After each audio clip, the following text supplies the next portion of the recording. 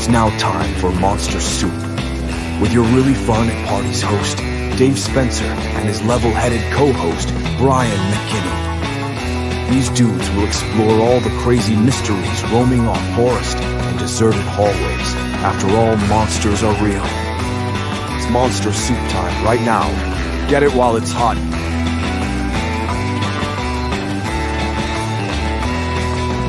And now your hosts, Dave and Brian. Hello.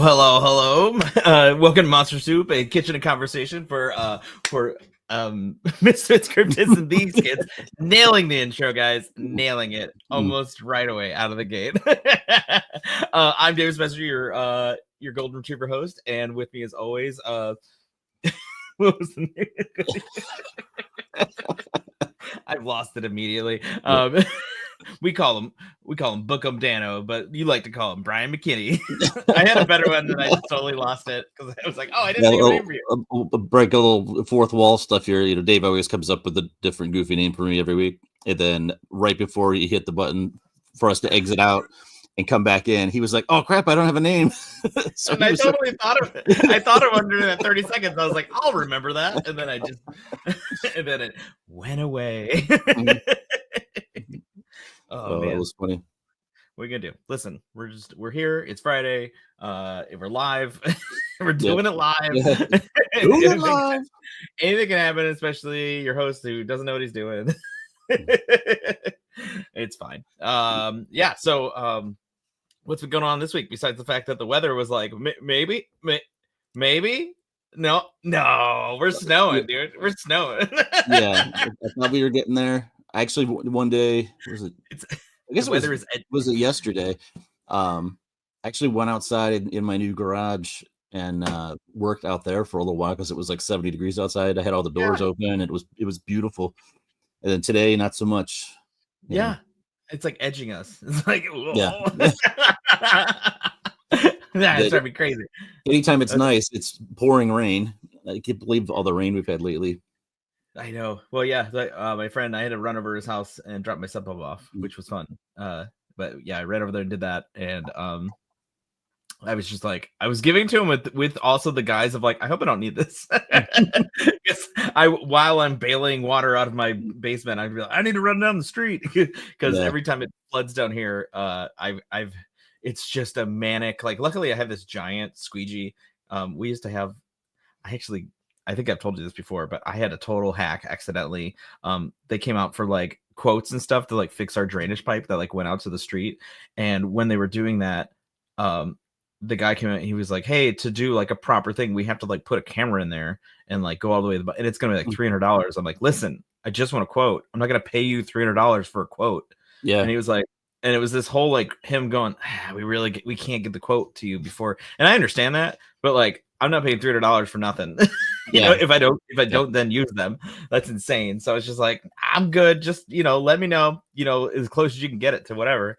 And they ended up just doing it anyway, going in there with the camera. They're like, "You will just go ahead and do it. We really want to get the job," which then makes me feel bad about the second part, which then whatever they did, fixed it.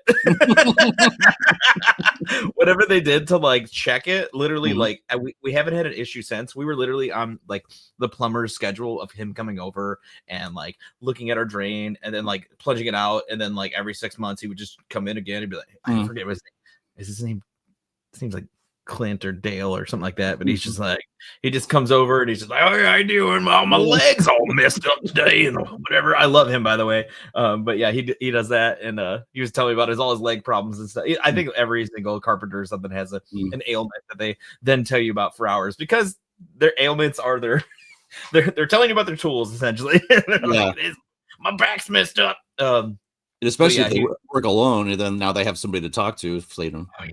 I know, it's so funny the way they like specifically plumbers work, like God bless the plumbers out there, but like it's just so funny. They're just like trudging in. They're just like, "All right, well, don't go to Roto-Rooter, don't go to any of those places. They're terrible. If we're sponsored by Roto-Rooter, I apologize, and none of this means anything." I don't know how sponsorships work. So I apologize to Doug ahead of time. He's like, "What the heck?" But just get a guy from your neighborhood who really wants the job, and he will do the most. He'll go in there with their hand if he needs to. Like, killing it.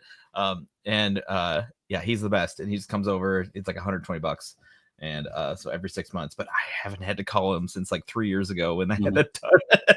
And they also like redid our front lawn, like the city like went through and like fixed all those. So I don't know if it's like a combination of that. They just like fixed it while they did that. They're like, oh, it's all done. So I don't know if we just solved our own problem and saved ourselves like 15 grand just by like happenstance.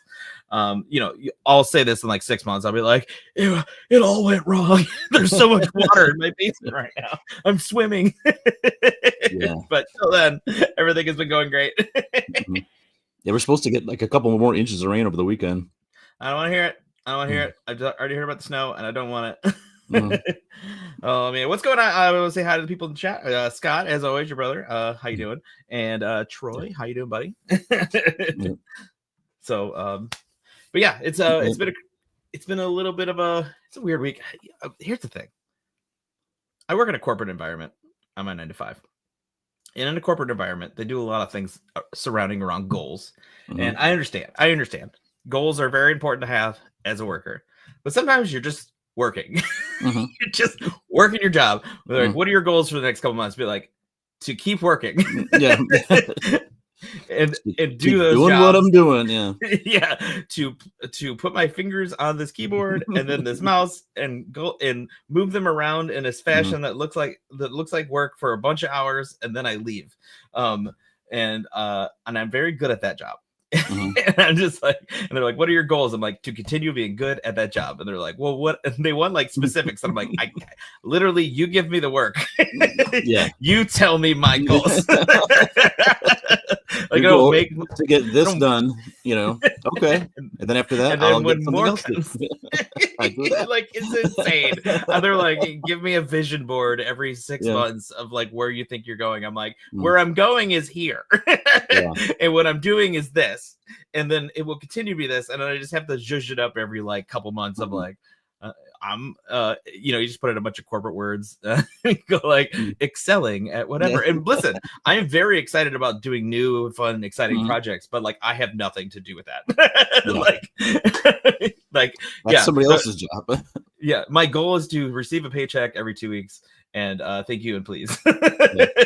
And does my magnanimous personality make you want to give me more of that, more of those checks, and then or money maybe every week or so, or bonuses? I will gladly take those. But yeah, till then, listen, we don't have goals when it comes to. You can pretend all you want to your managers, but at the end of the day, you walk in the door and then you walk out that door. Much like Severance, but whatever. Which I've been watching, and it freaking rules. Oh my gosh, how cool is that?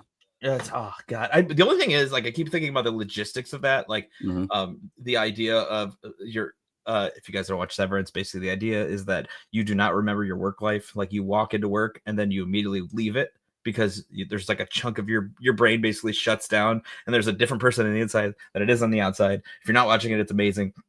I wasn't convinced because it's like a very slow burn at first, and then at the end you're just like, wow, oh my gosh, it's so good. But I was thinking about the logistics of that, of like going into work and then like waking up at like 5, and I'm just kind of like, but then you only have like really about 3 hours of your day. Like that. I mean, like, I'm a night owl, so I stay up to like midnight every night. But like for like a regular person who isn't just a monster beast, like actually like will just like stay up for like 3 hours. I think a lot of people go to bed at like around 9:30, 10, like for the most part. And I mean, obviously, I don't think we do. Do you go to what time do you go to bed? What's your bedtime? Well, I get tucked in around the, you know. My mommy says around 10 o'clock. No, lights out. Typically not before 10, but I always try to before 11. But then I end up just laying in bed for a while because it takes me forever to fall asleep. But yeah. I just literally can't go to bed that early. Like I try to go to bed at like 10, just be like, maybe I'll be nice to my body today, and like lay there. And then I wake up at like 4, and I'm just like, well, that was a nightmare. And now, and then I'm thinking about like logistics of like, should I just get up or like take the fact that like when it's 10, like that day, I'm gonna be tired. I'm like, but I have stuff to do tomorrow, so like I can't go to bed at 10. That's insane. I have like you know, drawings to draw and things to do. You spend so much of your evening after your kids would go to bed doing like your side hustles and stuff. So yeah, man. Listen, you always like took advantage of that time. That hustle culture. Listen, you got to wake up at 4 a.m. You got to do sit-ups. Basically, I'm living 2 days before 8 a.m. What are you doing? we start turning into one of those podcasts, like those grind culture podcasts. Yeah, like super alpha, Yeah, I dump my face in ice, and then I dive in the pool. I'm living a full day. Your warm-ups, your workouts, my warm-up. That's all I'm saying. I'm just trying to like actually work out a couple days a week. Is where I'm at right now. I don't need to get up at 4 a.m. and do it an ice bath. No, I just try to get to the gym 3 times this week. Yeah, just a minimum, just like lift a heavy object and go like this.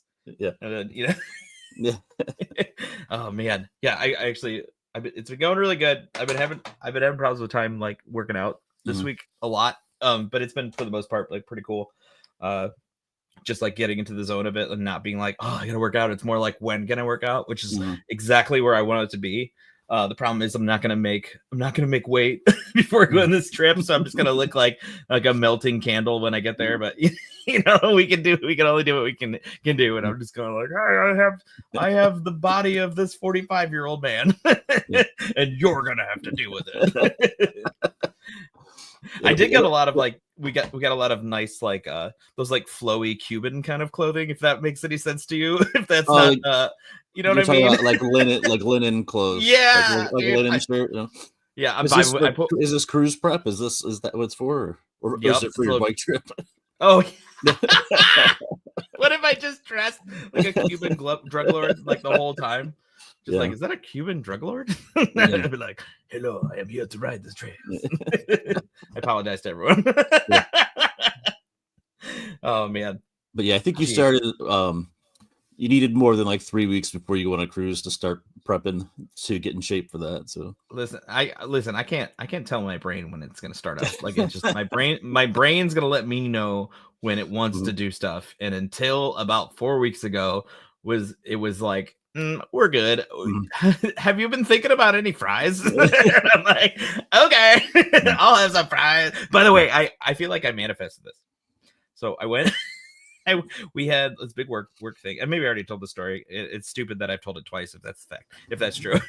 But I had the biggest craving for fries with like the like green parsley on it, and then like the side of not a jus, that's not the right thing, but the like garlic mayo, essentially, aioli sauce.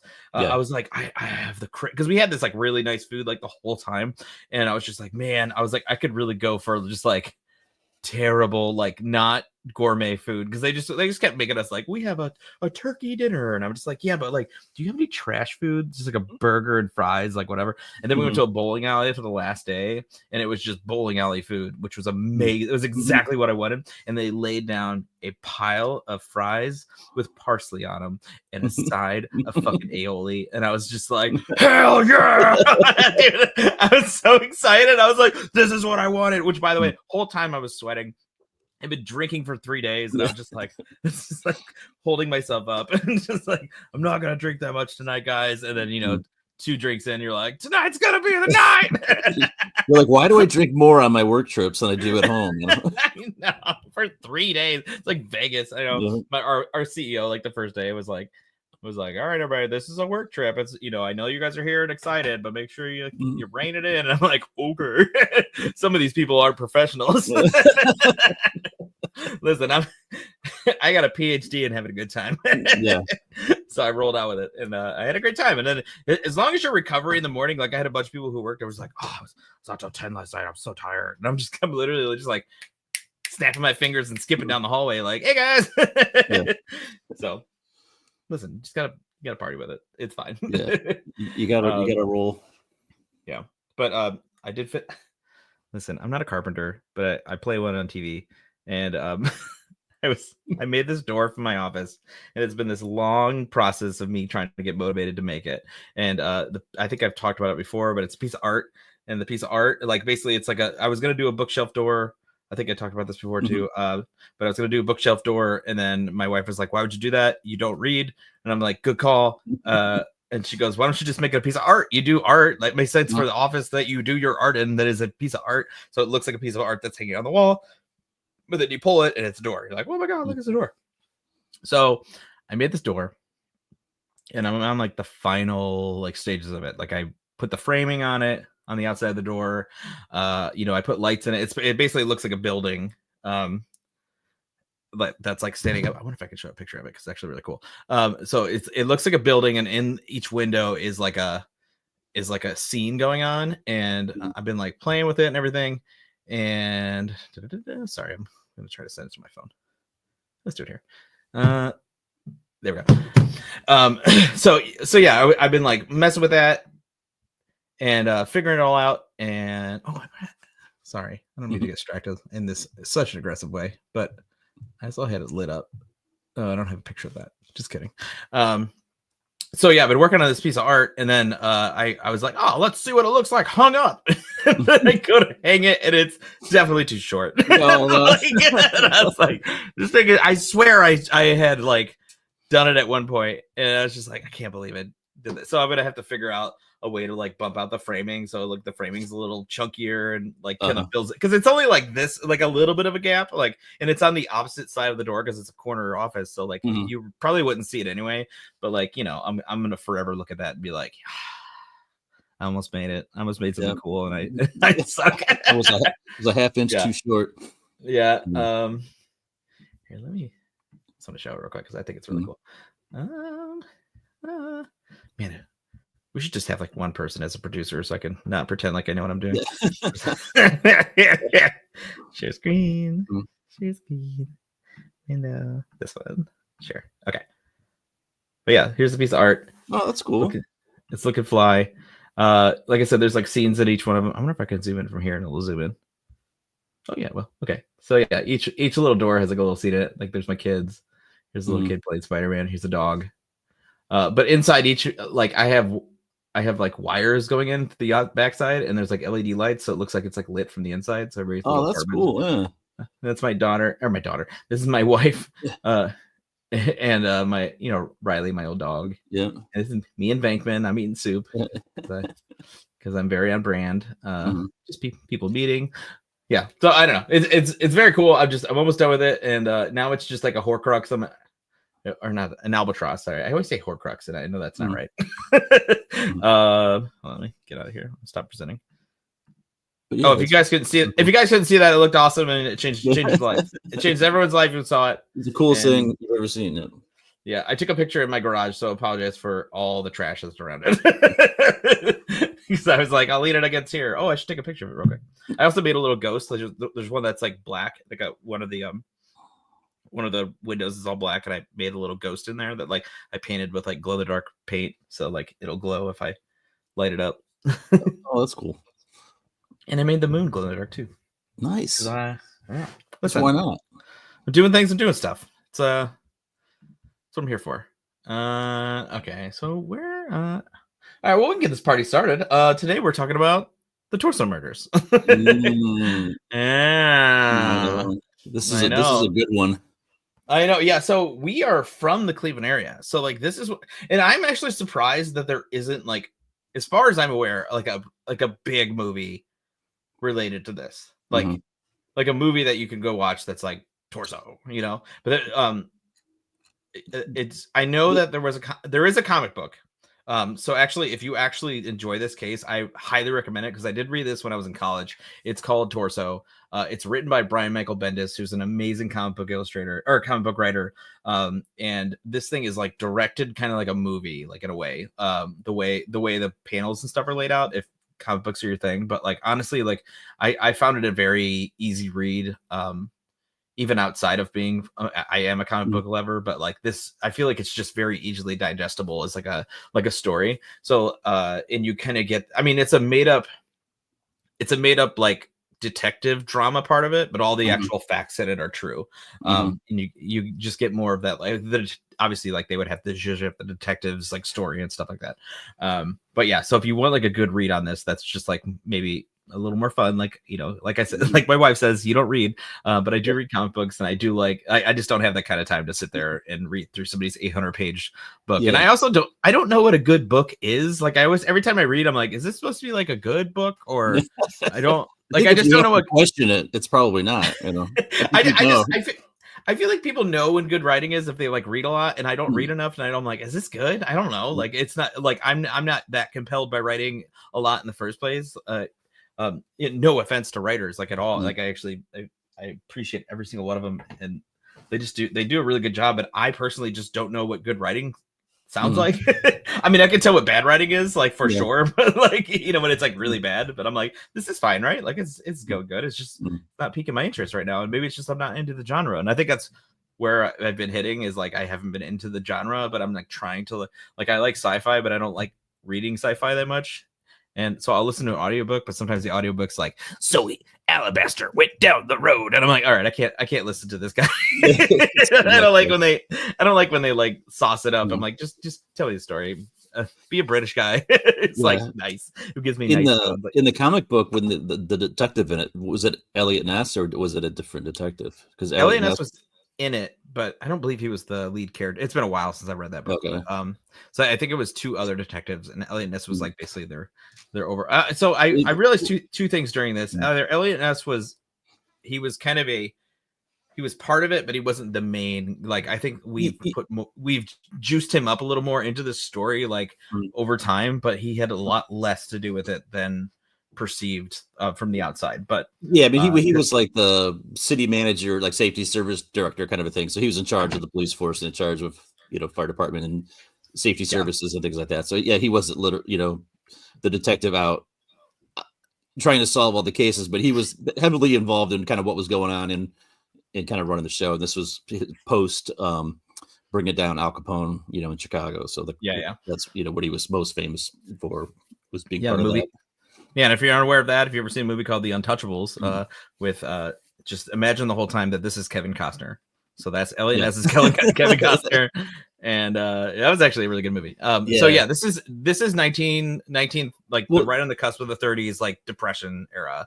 So everything is decimated, specifically Cleveland. Cleveland's just a rough area. I mean, it's still, let's not be it's not the best. You know, we're all doing our best. But yeah, so this is, you know, mid 30s, Great Depression, you know. Yeah, homelessness is like the height of itself. Shanty towns, you know, Hoovervilles all over, like the Cleveland Flats, and you know, kind of like what would be like the industrial area of the city nowadays. No, I didn't look at a map, and I'm just like listening to them like name stuff off. Is it that area where like the steel plant is and stuff that they're talking? It's a little bit north of there, like kind of between there and then where the flats, like the cool, you know, restaurants and stuff is. But it's in that lower area right along the river. That's so this is so weird. So every time I leave Tower City, like by myself, I don't know where I'm going. I have the worst sense of direction that is known to man. So like when I leave a place, I'm just like, I don't know where I am. And that lower area of Cleveland that you have to drive through to like get back up, I get lost in, and I get scared every time. I'm just like, this is where I die. Absolutely. Why do they make people drive through here? Yeah. And I don't know if it's the way to get out of there like regular, because I feel like I've only ever gone through there, but I don't know another way out of that space that isn't so scary. Yeah, because it's classic, like, this is where I get murdered spot. Yeah, well, it might be, you know, sensing some of the spirits of all the people that got butchered down in that area. You know, I mean, and some of it came, you know, it went kind of along a river area that kind of dumped off into the Cuyahoga down in that way. So it wasn't all just right there, but then it was kind of on the lower east side, kind of trickled off into what would be the suburbs, you know, nowadays. But basically they all kind of ended up down in that general area. Yeah. So is that where the shantytown was, though, for the most part? Yeah, I think that's where all the shantytowns were in the, you know, the homeless and, you know. Okay.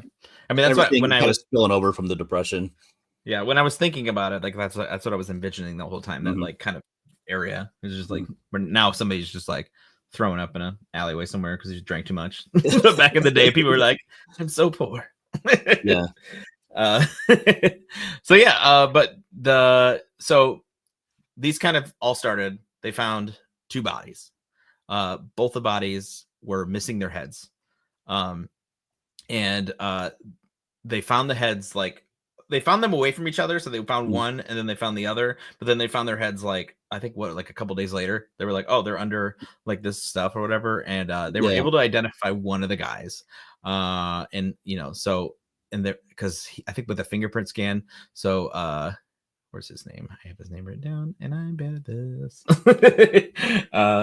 So yeah, they were going through all that, and his name was something.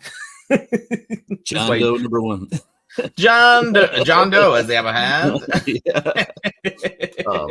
It's just insane how like dismembered all of these people were, you know.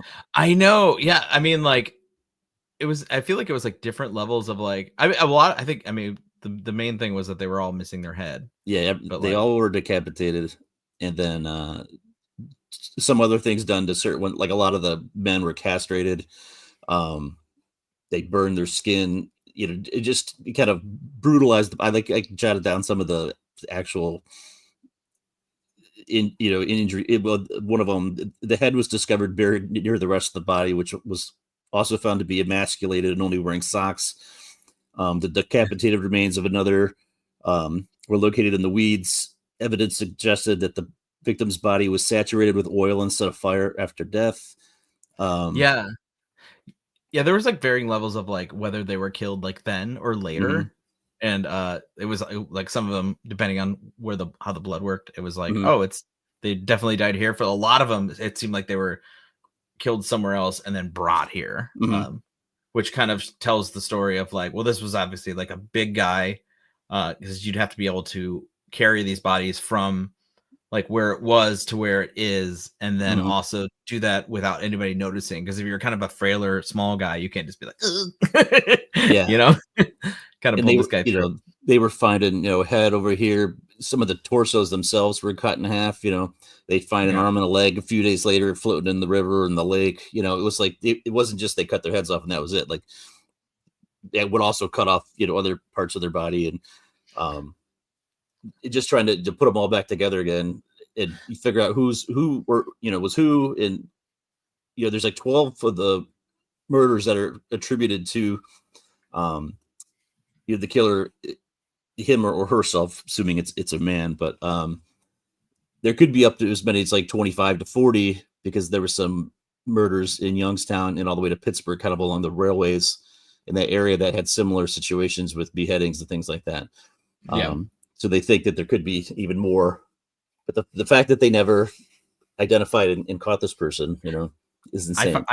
I find those stories the most interesting is when they have, I mean, it's the scariest really, but like people's body counts, like when they're like, well, they killed 5, but that's just because we only know about 5.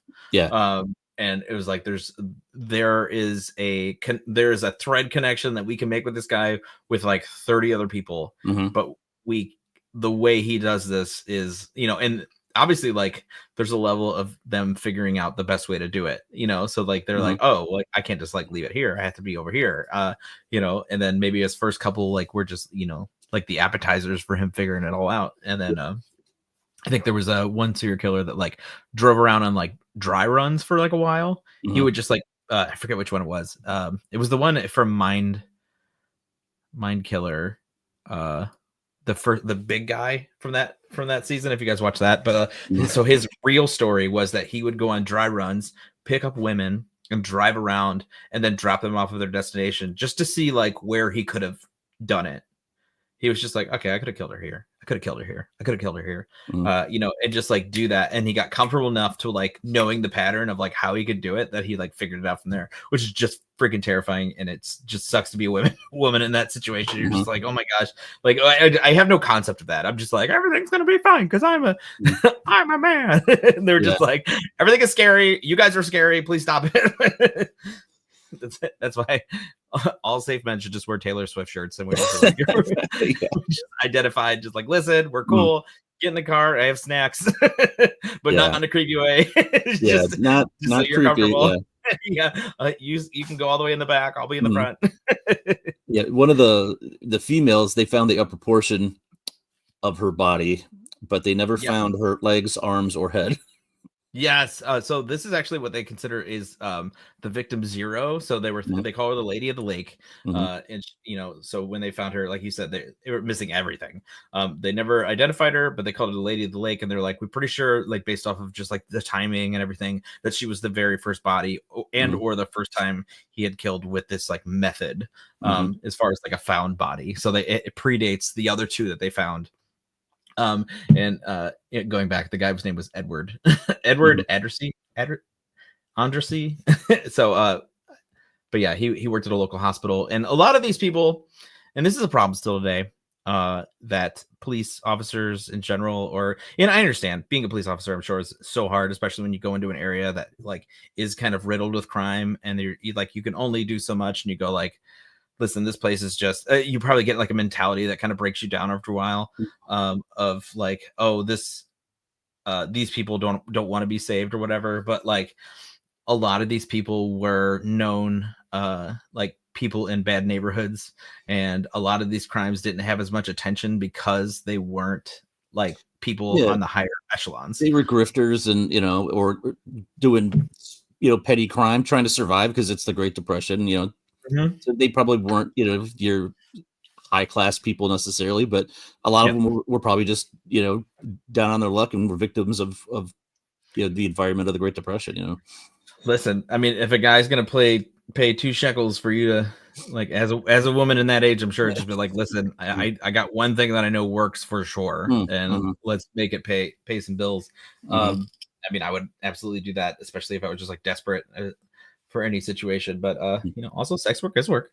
you do you, girl boss. But yeah, so like, I mean, like I said, this is still a problem today of people that, I mean, I've listened to so many podcasts about missing Indigenous people, like in like the Canadian like region, coming down a little bit too, of just like specifically in like the 70s. There was like this, I don't even know if it was the 70s, but like at a certain point, they were like basically just like taking these people and like wiping them away. And like we've just now gotten to the practice of like trying to find these people again, because we've grown a heart. And there was a whole thing where like we were trying to get like Indigenous people, like, what was it? Adopted by Christian white families, and it's just like to give them a better life, and it's just like, you can't do that. Like, they have their own culture and you should be putting them with their own culture, whatever. But yeah, there was this whole like, listen, we understand what you really need, and this is what we're gonna do.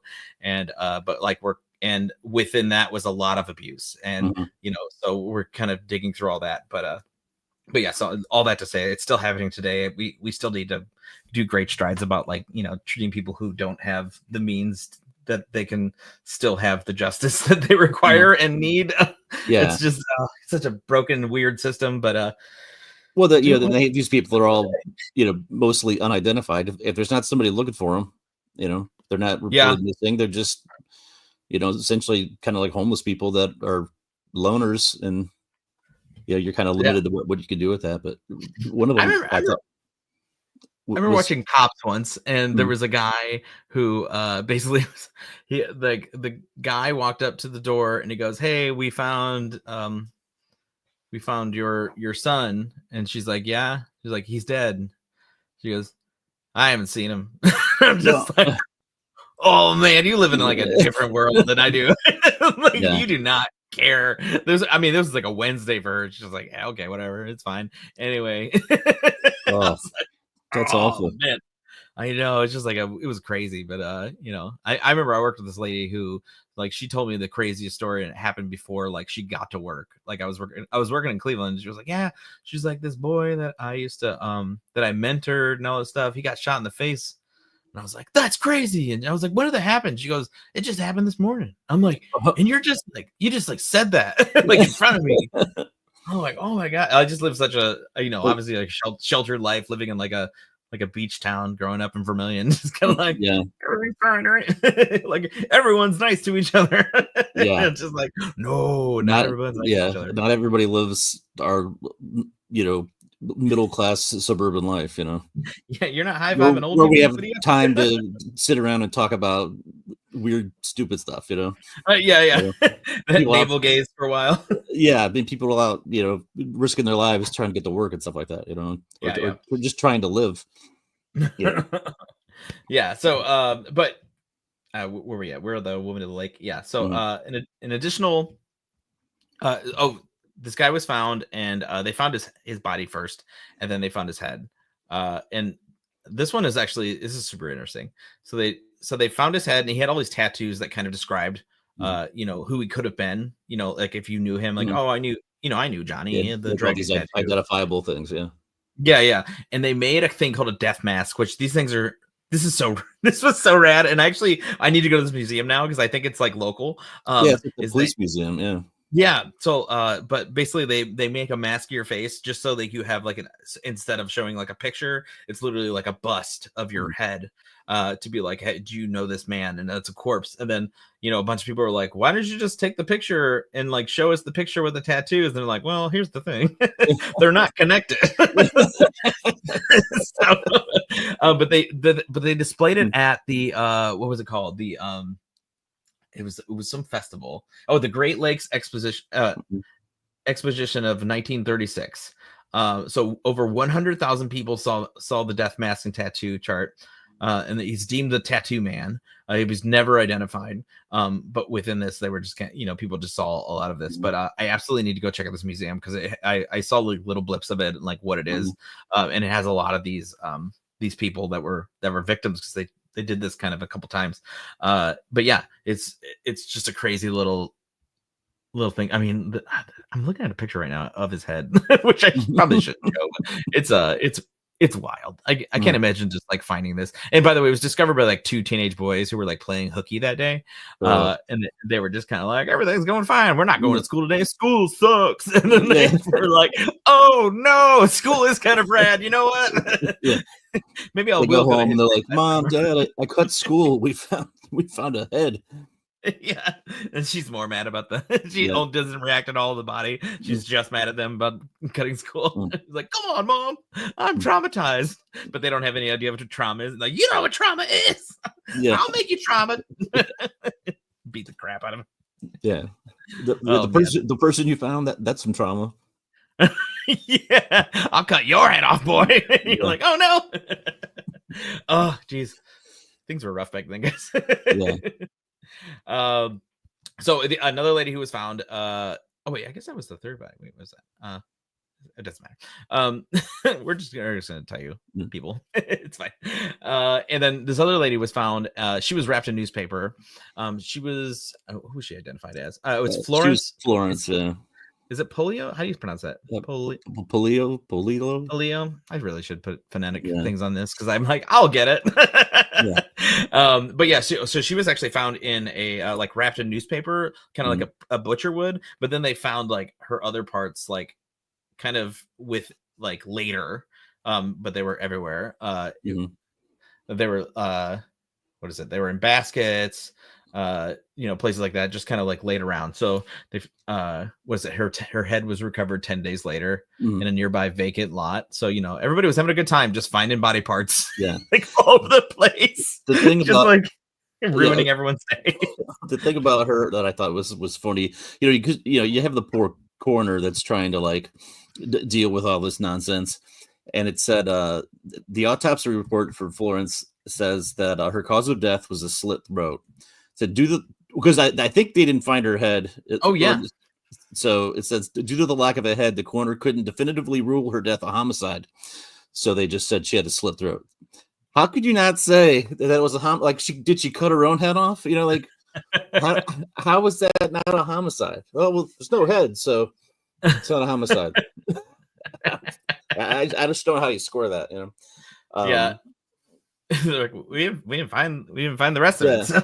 Well, we can't definitively say she was murdered because we don't have her head. It's like, what happened today, Harold? Wow, I lost my arm. It's just gone.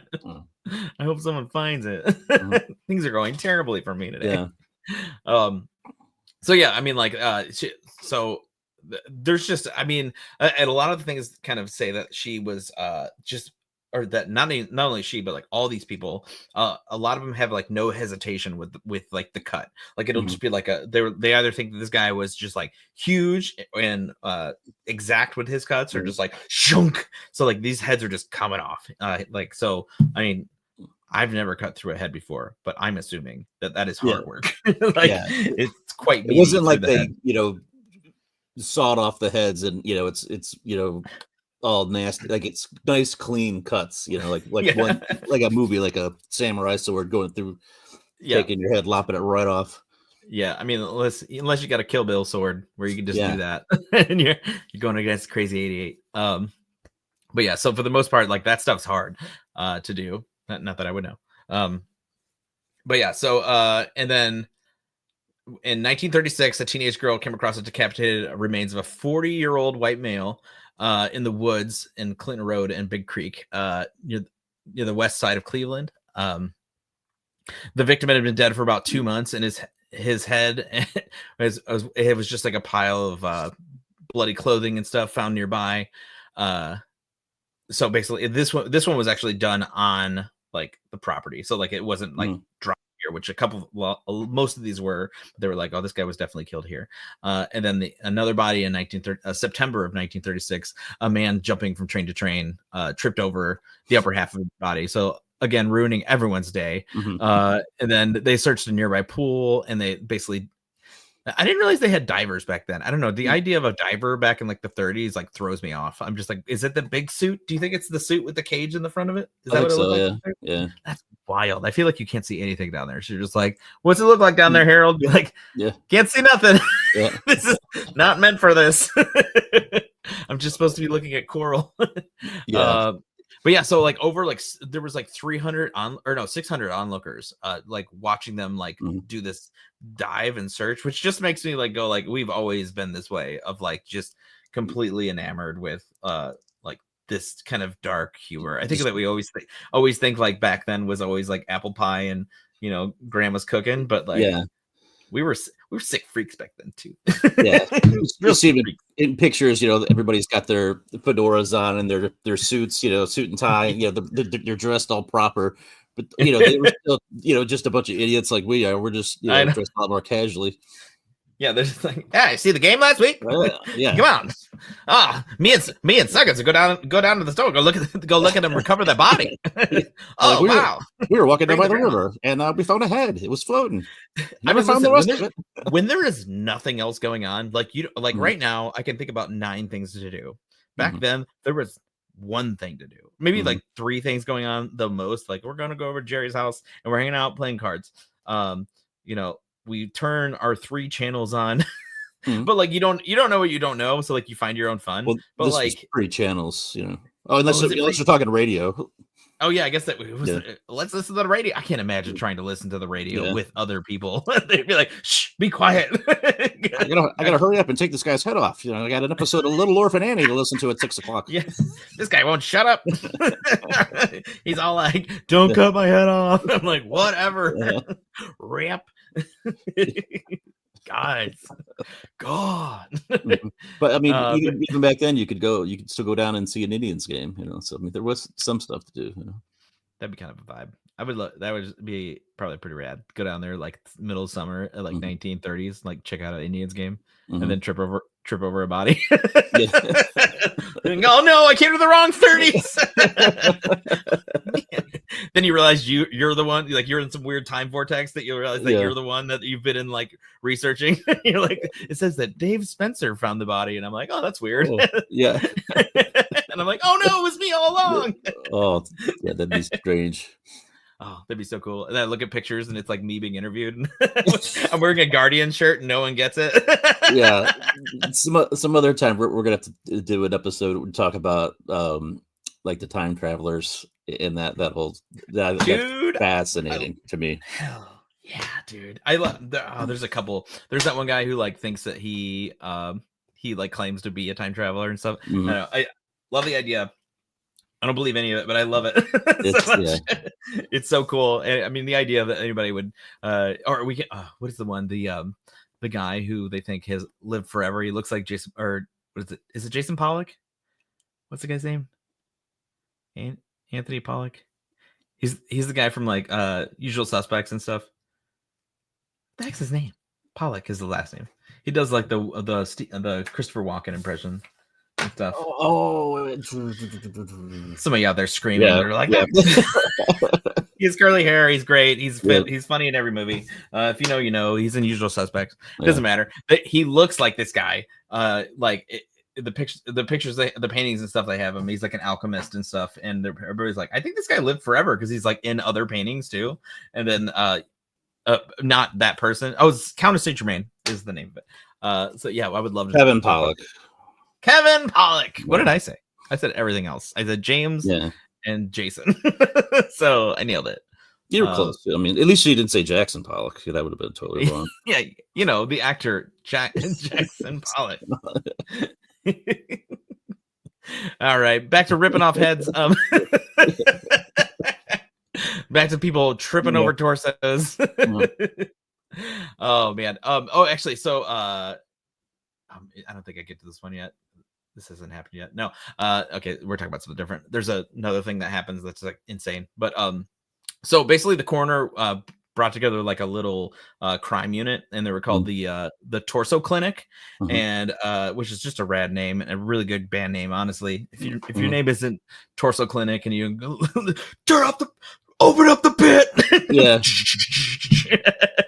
But yeah, it's called the Torso Clinic, and basically it was getting everybody together, the coroners, the police, and everything. They were kind of like gathering their intel about like how to solve this crime and all the killings and stuff. And with that, they like kind of built a profile off of that, and that's where you get the idea of like him being a big guy and like maybe a surgical person, you know, kind of like the same Jack the Ripper kind of situation. It's like this guy obviously like knew where to cut, is good with a knife, and stuff like that, you know. I wonder how much like actual like time you need to spend to be like good with a knife. Like I'm not a knife guy. I know there's some people like always have a knife on them. We know one specifically.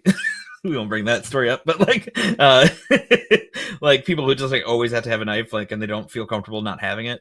And I'm not one of those guys. I'm just kind of like, everything's fine, right? You know, whistling through a terrible neighborhood. It's just kind of like somebody's like, get over here, and I'm like, I'm getting robbed. Oh no. You're like, I'll just charm him with my panache, you know? Yeah, I actually said that. So I had to go to court like last week because I was speeding, and I was in a school zone because I wasn't paying attention, and I was driving my son to school, and it was a short road. Listen, don't judge me. It can happen to anybody. I was just driving and not paying attention, and then all of a sudden it's middle schoolers. They can jump out of the way. They have plenty of time. But it was a short road, and I'm just talking to my son, and he's in middle school, and I never ever drive specifically down this road. My wife works at the same school that I got pulled over at. Like, and where was I going with this? Oh, so I got a ticket, and look, real quick, kind of a cool move. The cop pulled me over after I dropped my son off, which he would have died emotionally if that would have happened. He'd be like, oh my God, you've ruined my standings in school. Everyone's looking at you. So the cop followed you through the drop-off line and the drop-off line and let me drop him off, and then pulled me over afterwards, which pulled me over in the corner, which then everybody was looking at me, which I guess the whole idea of getting a speeding ticket is the shame of getting a speeding ticket. It's just like, don't do this again because this will happen. And I was just like sitting there like, I'm going to spare your son, but we're going to shame you, you know? Yeah, just it's literally like that scene of Game of Thrones, just like shame. And I'm like, okay, like it was an accident. I literally like saw the cop and I immediately go like, oh no, this is a school zone. And I was super freaking out, by the way. And then, but I was just like, I'll just charm him. I'll literally just be like, hey buddy, like maybe. And I'm literally like, as I'm like waiting for my name to be called, like thinking about these like things I could do to like chum him up and like high five him or something like that. I was like, don't high five him. I don't think a courtroom, but he ended up being like the nicest courtroom ever. Like he was like, don't worry, it's super friendly. I've been running into a lot of like friendly people who are usually really mean. One of them being like the judge and another one being a guy at TSA. And I was just like, how am I running into nice people? Like these people don't exist in these spaces, but like I ran into like 2 in a row. Like, this is where mean people are. What's going on? Like I remember one time when I was like 16, I went in for a court case for speeding again or doing reckless driving. I don't remember. But I was a terrible driver as a kid. I still am. But I remember I leaned on the podium like this, just, you know, just kind of like, got up there and just like leaned on it, and he was like, "You tired, son?" And I was like, "Yeah, I'm a little tired. I'm a little tired. It's a little early." And he goes, "Why don't you sit up straight?" And I was just like, "Oh yeah, I'm just real casual on this podium." You're like, "My bad, Judge Wapner." You know? Yeah, just start razzing him. Like, what are you? What are you, Pitbull's accountant? Like, yeah, get out of here. And then I just leave, and he's like, "I just roast me and then leave." Arrest that man. I'm like, "Can't catch me, coppers." Listen, but it was fine. Yeah, I only had to pay $150. Wasn't too bad. I thought I was really like, this is gonna be $500 ticket for sure. I'm pretty sure it's double because it's school zone. Oh my god, I'm gonna lose my license. It's the worst. And then it was like, I'm just like, oh, it's only $150. That's fine. I can do that. So it worked out in my favor. What was I at here? That was it. That was all the things that that's how that story ends, is I don't get a big fine. No. Okay. So in February 1937, the upper half of a woman's torso washed up on the shores of, I'm not going to try to say this name. It's like Brahata, which I'm just like, how is this a word that we have in Cleveland? Because I couldn't pronounce it, but it washed up on the shore. Shouldn't have mentioned that at all. Should have just breezed by it. It's fine. I just realized I made like a full diesel coffee, and it's now kicking in. So this basically, she had been decapitated after she was dead. So he killed her, then cut her off, and then her torso washed up ashore. And the woman was in her mid-20s, and she was never identified as well. And then a group of teenage boys found a human skull under the Lorraine Carnegie Bridge. That's the Big Blue Bridge, right? Yeah. Yeah. So if you're from the Cleveland area, you know the Big Blue Bridge, and that's what's up. So, but then they found a burlap bag containing all the skeletal remains under that, and then we just keep seeing these bodies. I think in 1937. Is this the one where they found? Hold on, I'm double checking. No, okay, sorry. They found. They found another body. The abdomen had been gutted and the heart ripped out. And that one was interesting because like they basically kind of Jack the Rippered him and cleaned out the organs and stuff. Before they were just cutting off body parts. This one, they cut open, the torso itself and took the stuff out. That they never found, the organs. It was like that one was a little different than the rest. I wonder if that one was like a copycat. I can't imagine that doesn't happen like pretty regularly. So, but yeah, so that one's a little weird. But then there was one that was in there was 2 burlap bags they brought out of the river, and they had parts from a torso, and the rest was just both of the legs. And that was the only one they found with like drugs in their system, but they couldn't find out if it was like drugs that were given to him or drugs because they were an addict. And they were like, if we would have found the arms, we would have been able to find out. But this guy be throwing things, There's actually a fun story, not a fun story, terrible story, but weird. That they found a dog was just carrying around an arm in Sandusky that it had washed ashore, and it was just like, I found something. They're like, oh no! Was it like just like the bone, or was there actual flesh on the arm? No, there's actual flesh. Like it was just like a ripped off arm. Like, and they think it was just like that water just kind of, if you go out far enough, it'll just wash up. That water is like the same coast. Yeah. So obviously it could be from anything, but when you're finding a bunch of body parts over here, and there's a body part over here. There's actually a theory that the person who it was might have been from Sandusky and then traveled to Cleveland to do all these things, for all the drop-offs and stuff. And we'll get to theories later on who this may or may not have been. And then in 1938, scrap collectors, they found actually 2 bodies in individual wrapped situations, wrapped in butcher paper. First they were wrapped in a blue blazer, and they were wrapped in a quilt. And then the legs and arms were discovered at a recently constructed makeshift box, wrapped in brown butcher paper, held together with rubber bands. And actually, these 2 bodies were found. Where was it? Basically, in the location of plain view of Elliot Ness's office window. So he could have seen. He saw the crime like afterwards, like, oh, those were literally staring me in the eye. This like case that I've been, but because Elliot Ness was brought in, but he was brought in as safety director. And but like as that kind of goes on, he was kind of linchpin in this story. Yeah, and the killer was kind of taunting him, writing him letters and doing stuff. The fact that the killer dumped those bodies essentially right outside of his office, to send him a signal, But I couldn't find this information out because I was getting conflicted situations of like of him being like the lead on the case, but also him not being the lead on the case. So like, what does the safety director do then? They're in charge of all the city services essentially. So like he would have been kind of like a city manager. Like he would report to the mayor, but then all like the police and the fire and everybody reports to him. He kind of like runs all the city departments. I just feel like there should be more like leaning on like the detectives in the case. Obviously Elliot Ness is a name, so you want to maybe that's where I think it's one of those situations where like you get the mayor, the chief of police, the detectives are doing the stuff, but then at the end, the face of the organization goes out and takes all the credit for everything. Yeah. So I think Elliot Ness was just like, hey, I'm Elliot Ness. I'm the big dog around here. I'm running the show, and he was putting his face out there, putting himself out there. When they went through and burned down all the shanty towns and then tried to run everybody out of there, he was kind of organized that whole thing and got everybody together to do it. So he was, he's the CEO of the organization. So okay.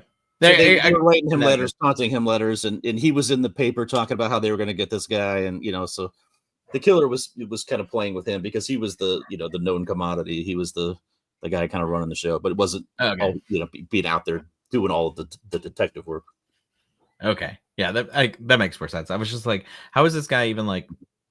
I just feel like it was like a different department, and they're just like the other guys are getting no like play on this. They were just like, we're not talking about the detectives, and we're just talking about Elliot Ness and whatever. But so big thing that Elliot Ness did because he was feeling the pressure, feeling the heat. Like even regardless of our last conversation about like him not really being part of it, they basically took to themselves and used his power as the safety director to pretend like that was the reason they were doing this. But they went into the shanty town and started searching everything, and they were using it under the guise of like, we're here to check your fire hazards. But within that, they were like, they burned the whole shanty town to the ground because they're like, you know what, let's get him out of here. Let's burn the place down. If we, and that is an insane move. It worked because there was no more murders after that. But that's like spending all your money and being like, we got no more debt. We're good. Yeah. It's like you don't have it. Like it's eliminating the problem, but it's also eliminating like everything around the problem. Because then he was this highfalutin guy from Chicago coming into Cleveland, and then all of a sudden he just like basically makes all the poor people like homeless, and they were already like in a shanty town. So it's like things were already not great. You've ruined our lives. So they're already living in like a cardboard box and a piece of wood leaning up against the side of a building, and then you got to go burn that stuff down too. Yeah, you burned my cardboard box and piece of wood leaning against the building, and now I don't even have. I already had a terrible situation, and you've made it the worst. And that's usually how it always goes. So what are you gonna do? So a number of suspects, not a number, the notable ones. There was a guy. His name was he was a bricklayer, Frank Dolezal. Is that how you spell his name? Let's just say Dolezal. And he was, I think he was like a roommate with Flo, one of the second victims, or third, I guess, depending on your order. But he basically admitted to killing her, but he also like when in his confession, it was like this kind of rambling of a crazy man sort of thing. But then they found out later that it was probably just him being like, "You did it, right, boy." And then because he killed himself before he could be tried or anything like that. But they found it with 6 broken ribs, and basically that he was just coerced. And so anybody with any kind of tact for this case, like, doesn't believe that was the guy ever. It was never him by any means. But coming down to another guy, and this guy, actually Elliot Ness with all the pressure. Then this is post him burning the whole thing down, I think, or maybe it was before. I don't really know timeline, but he kidnapped a guy, and he was a private citizen, and apparently you could just do that back then. They kidnapped this guy, and they kept him for 2 weeks, and they said he was a bisexual alcoholic doctor, which, you know, pretty rad person, honestly. Sounds like a good time at a party. Yeah, but his name is Francis Sweeney. You know, he was a surgeon in waiting. You know, like he had kind of higher up. I think he had higher up front family ties and stuff like that. But basically, they were like, "You did it," and he's like, "Prove it," and he wouldn't let up. He was a very big guy, and he, after this whole 2-week situation of them trying to get a confession out of him, and oh wait, no. Hold on. I'm confusing a story. That guy's name was Gaylord Sunheim. even better. The guy they put. I thought I got this information wrong. Okay, so this guy's name was Gaylord Sunheim, and he did not do it. But then they approached this guy Francis Sweeney, and you know, he basically was like, "Prove it. You can't prove it." And then after they kind of like interrogated him, did all that stuff, he checked himself into a institution, which he then sent letters to him later and was like, "You suck, you never solved this crime." Like he was like taunting him or whatever. But he's pretty much known like without for, I think, like I don't want to say this definitively. I'm sure there's somebody out there who actually knows these murders that didn't just Google him before he started. That's actually like, well, actually it's supposed to be this one, but this is pretty regarded as like the kind of like safe bet as far as who it might be, you know, without any actual like evidence. You need directly definitive proof. Yeah. But he was known to be in this home that you had to check in and out of. And they were like, well, he was in this home at the time. He couldn't have done this murder, but then they found out like the exits on that were pretty loosey goosey, and you can kind of leave whenever you wanted. So he could have just easily just drove to Cleveland and like done the thing and then left. So yeah, that, I mean, kind of wraps it all up. But yeah, it's part of our history. Yeah, there was for a while that they thought there could have been a link to the Black Dahlia murder. Because whoever the killer was he was still sending letters to Elliot Ness after the fact, after the murders kind of stopped. And he sent a letter in December of 1938, I believe it was, sent a letter to Elliot Ness and said he had moved out to California and he had killed a woman, and talked about it. I think they ended up finding what he was referring to, and it was like animal bones. So the person was just taunting Elliot Ness. And then a couple of years after that, it was probably, I think it was more like 7-8 years later, the actual Black Dahlia murder happened. And it was similar in the fact that it was like, you know, the torso was cut up, you know, butcher knife kind of stuff. But it wasn't, you know, she wasn't beheaded, you know, and that was kind of the call sign for the Cleveland murders. So for a while, you know, they thought that they potentially could be related, but in the end, I think they determined that so much time had passed and the killing was different enough that they don't think it was. But the fact that they had sent a letter to Elliot Ness said that they moved to California was kind of what made that link. So they thought that potentially could have something to do with it, but ultimately determined that it wasn't. I think they're probably too much. I mean, like, I don't know, as far as like virile person, I don't know, maybe those people like don't really know how that all works, obviously, but like people like that are just like wild. So I don't know if they would just still have that like gumption to like be dragging all that. But I don't know. I guess you wouldn't lose that need. I mean, like, the things I would think that once you start, you know, tasting that, but you pop, you can't stop. Yeah, like, you're not coming back from that. You didn't accidentally kill somebody, and you kind of just try to work past it, you know. Yeah, you're like, wouldn't it be cool if I popped that head off? Yeah, and you're not, you know, shooting somebody from a distance like a sniper. Like you're in it, man.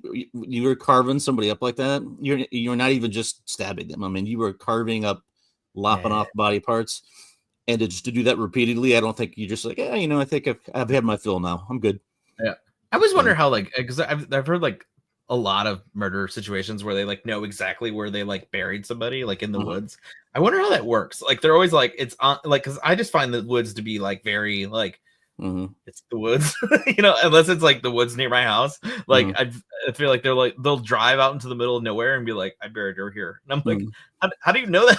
How do you remember that? I mean, like even if you've been there 1,000 times, I just feel like you'd still be like, where did I need like track my body. I think if they gave him a proper burial and like dug a 6-foot hole, I think if I ever dug a 6-foot hole, I'd remember exactly where it was. You know what?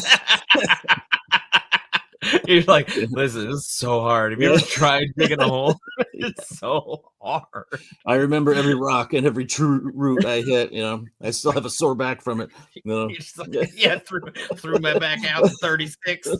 I'm trying to bury this torso. Why can't I have a normal kink? Yeah. Why can't I be in the feet like Harold? It seems so easy. Yeah, it's just I've always known about this and heard about it and never really dug too much into it, but just to think that this kind of stuff happened right down the road from us, and the fact that it was never solved, and just how gruesome it was. And again, like that there's not a big movie about it. Like it feels like the story feels cinematic, like the way there was a movie out, what was it called, a couple years ago, like in 2018. It was called, because the other this is the Cleveland Torso Murders, but they also referred to it as the Mad Butcher of Kingsbury Run, because Kingsbury Run was kind of like where the river dumped off into the Cuyahoga. But it's got 2.5 stars. We can redo that. Yeah. So, but what this was, it wasn't a straight telling of this story. It was a modern copycat of those murders. So it's like a new series of murders where somebody's kind of copycatting it. So it wasn't like a straight telling of this stuff, but it kind of referenced it. And that came out like 2018. We can do better. But there was there's been a bunch of books and things that were written about it. Give me one with like John and Malkovich. That's what I want. Yeah. I killed them and I tore their arms off. That's what I do. I need some A-listers, and then you know what? Let's bring Kevin Costner back to relive his role as Elliot Ness. Being and burning the city down. Even though I find Kevin Costner incredibly boring as a person. Like I remember having like a whole campaign of like, Kevin Costner's so boring. I'm fine with him now, but like as a kid, I was just like, everything he was in, it was just like, well, I'm just like, I'm gonna throw myself in the river. And then they have 10 of the victims that were unidentified. Their bodies are all buried in unmarked graves in Potter's Field and Highland Hills. Oh, really? You could go out there and just be like, oh yeah, this is where they buried all the parts where they didn't know who they belonged to. We should have went on an excursion before we did this. I know. But we don't plan ahead of time. Maybe I shouldn't talk to you on Wednesday about what we're going to cover. I blame it on the poor weather, You know what? Listen, we're not hanging out as much. We'll be a little more adventurous when we can get out and do something. We'll be in the pool. It's 4 in the morning. Be like, what do you think our next topic should be? I think we should do the summertime murders. Like, that's not a thing. Be like, it is now. Making up full stories. People be Googling it, be like, I think what they said was a lie. They're just drunk and they're making this up as they go along. Yeah, we're podcasting in the pool. You find out we died because we dropped our microphones and just shocked ourselves. They were like, you know what? That wasn't even surprising. Yeah. I assumed that's how they were gonna die. Yeah, no surprises there. Oh man. All right. Well, I appreciate you guys joining us. We are live every Friday. I think that we do okay, so it's fun. Come join us every Friday. That was the worst thing I could have said. Super convincing. We enjoy ourselves, at least. You know what? We're here for us. We are our biggest fans. So yeah, come join us every Friday. We're hanging out, having a good time, covering all your favorite topics. Come join us in the chat. Have a silly time, talk about the silly stuff with us. I do have a quick update for everybody. If you were listening last week, breaking news, quick update on the hot dog eating contest from last week. We didn't actually have a hot dog eating contest. We got to the Loge and the food wasn't free. So we did not have a hot dog eating contest. I forgot about that. We go there and it was like $65 for, they were like, it feeds 10. I'm like, they're hot dogs. And it was like hot dog night. It was like $2 hot dog night. So we were just like, We'll just leave this loge. We'll just go to the concession stand and get a $2 hot dog. The alcohol was free though, so we did have the alcohol.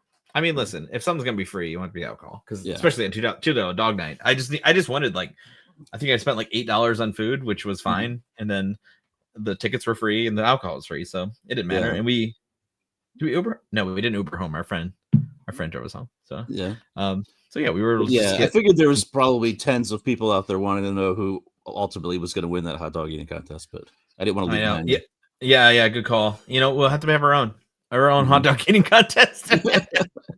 Although I slowly realized when I tried to do my own wing eating contest that I have acid reflux and I probably shouldn't do that. Well, that was more the speed of it, I think. Yeah, but I still want to see how many I can. Like if you have a hot dog eating contest, just like over the course of the evening, we could just eat at your own pace. You could probably do that. Good call.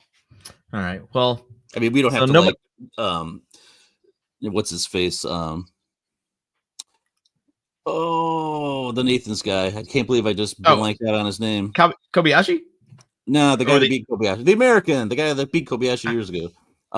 Joey Chestnut. Joey Chestnut. I knew his name, but I didn't know his name. I couldn't. I would have never gotten there. We don't have to like do the whole dunking in the water and do just eat them over casually. It's the most chill hot dog eating contest. Yeah, it's kind of like, what are you on? How many can you eat over 6 hours? Throughout the night. That would actually be the most fun, because I love eating hot dogs. They're like my favorite, and just being like casually putting like my favorite toppings on each one. Be like, I don't know. Like, what are you on? Be like 26. We're having a great time. Just like, not like, oh god, I got 12 minutes to eat so many. Like, you just, it's good. And then kind of like make your way back like every once in a while. Like, I'll have another one. It's fine. Yeah. I got a little full. The only rule is you can't go to the bathroom. Well, in that case. To throw up. Yeah. I can pee, right? Yeah. Okay. No cheating. Right. You got to keep them down. All right. We can do what is it? We got to start training. You're going to be training for your bike race thing and the hot dog eating contest. I'm just like, I get on just glistening with. I'm just like, oh god. It's just like, why did I train for both of these at the same time?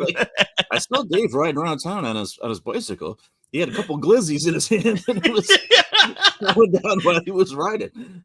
Dude is huge. Not in like the working out way, but like I think he was riding a rascal scooter and not a bike.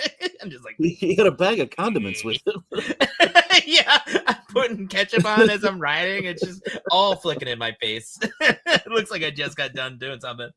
It's like, oh no. Oh gosh. Oh man. Yeah.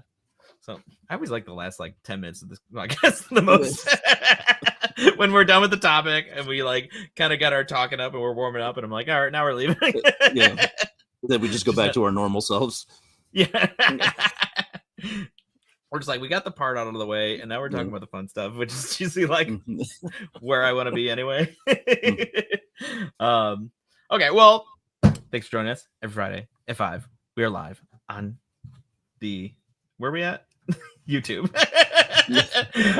So check us out. We are on Facebook at Monster Soup Podcast, and then if you want to email us your fun stories and you would like to be on the show or anything like that, monstersouppodcast@gmail.com.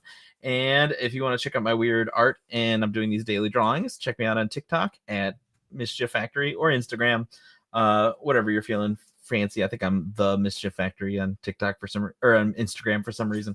And that's about it. So we appreciate you. And the kitchen is closed for this week, but we have your own weird problems and silly stuff going on.